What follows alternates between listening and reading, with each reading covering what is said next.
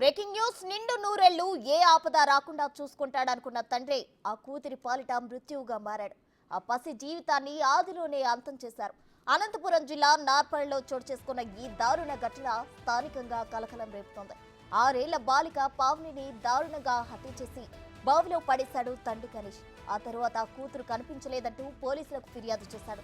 దీంతో పోలీసులు పాప పావని ఆచూకీ కోసం పలు కోణాల్లో విచారణ జరిపారు. చివరికి తమదైన శైలిలో విచారణ చేయగా కన్న తండ్రి పాపను హత్య చేసి బావిలో పడేసినట్లు తేల్చారు.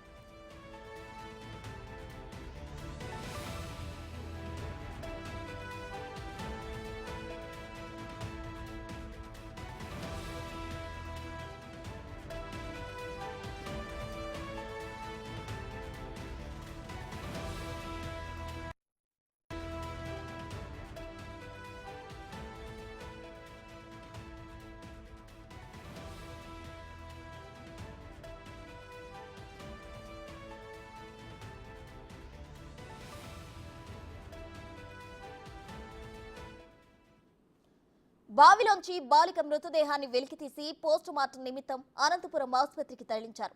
చిన్నారి హత్య విషయం తెలుసుకున్న స్థానికులు బావి వద్దకు చేరుకున్నారు. చిన్నారి తల్లి బంధువులు చిన్నారి మృతదేహాన్ని చూసి కన్నీరు మున్నీరవుతున్నారు. అభంశుభం తెలియని చిన్నారిని కన్న తండ్రి ఎందుకు హత్య చేశాడో కారణాలు ఇంకా తెలియలేదు. దీనికి పూర్తి దర్యాప్తు చేశాక వివరాలు చేస్తామని పోలీసులు తెలిపారు. మరిన్ని వివరాలు మా ప్రతినిధి యోగానంద్ ఫోన్ లైన్ లో అందిస్తారు. యోగానంద్, చెప్పండి, కన్న కూతుర్ని చంపుకోవాల్సిన దుస్థితి ఎందుకు వచ్చింది?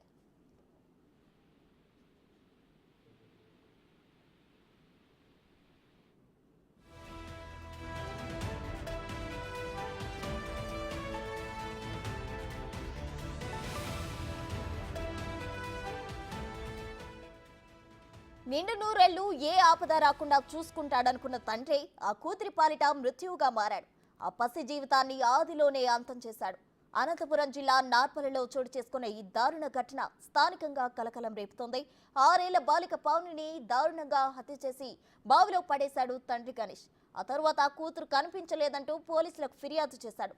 దీంతో పోలీసులు పాప పావని ఆచూకీ కోసం పలు కోణాల్లో విచారణ జరిపారు.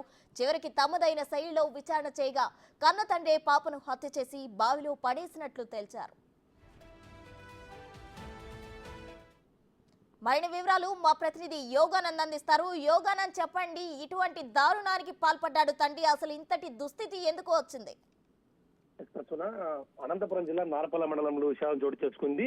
కన్న తండ్రి కంటికి రేపలా కాపాడాల్సిన కన్న తండ్రి ఒక 5 ఏళ్ల పాపని అది దారుణంగా హత్య చేసి బావిలో పడేసిన సంఘటన చూస్తే అక్కడ బంధువులు అటు స్థానికులు కూడా తీవ్ర ఆందోళన మునిగిపోయిన కనిపిస్తుంది. అయితే అనుమానం పెనుభూతమై ఒక అనుమానంతో తల్లి మీద అనుమానంతో తనకు పుట్టలేదు అంటూ కూడా కూతురుని చంపేసిన ఘటన ఇటీవల అతనికి అనుమానం మరింత ఎక్కువై స్కూల్ నుంచి పిలుచుకొని వచ్చి బావిలో పడవేసి చంపేసి బావిలో పడవేసి చివరికి తనే మరి పోలీసు కంప్లైంట్ ఇచ్చి నా కూతురు కనిపించట్లేదు అంటే కంప్లైంట్ ఇవ్వడంతో పోలీసులు అనుమానం రాగా పోలీసులు తమ దాని శైలిలో ఎంక్వైరీ చేసి దర్యాప్తు చేసి చివరికి కన్న తండ్రి పాపం చంపేసినట్టు కూడా ఒప్పుకోవడంతో ఎందుకు చంపాడన్న కారణాలు కూడా వ్యక్తి పనిలో పడ్డారు. ముఖ్యంగా ఈ తల్లిపై అనుమానంతో నాకు పుట్టలేదు కూతురు అనుమానం పెంచుకొని అనుమానమే పెనుభూతంగా మారి చివరికి చిన్న పాపని చూడకుండా కూడా అల్లారు ముద్దుగా పెంచుకున్న తన కూతుర్ని కూడా బావిలో పడే చంపడం చూస్తే స్థానికుల్లో కూడా ఒక విషాదకరణ అంతా పెద్ద ఎత్తున చేరుకున్నారు. అక్కడికి వీరంతా కూడా తండ్రిని కఠినంగా శిక్షించాలి, ఖచ్చితంగా ఉరిశిక్ష వేయాలంటూ కూడా అందరూ కూడా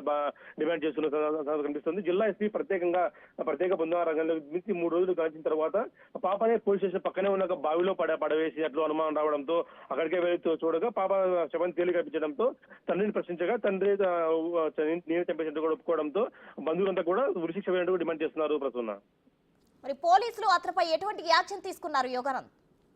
ఇప్పటికే దర్యాప్తు రిమాండ్ భాగంగా తను అరెస్ట్ చేసి ఉంచారు.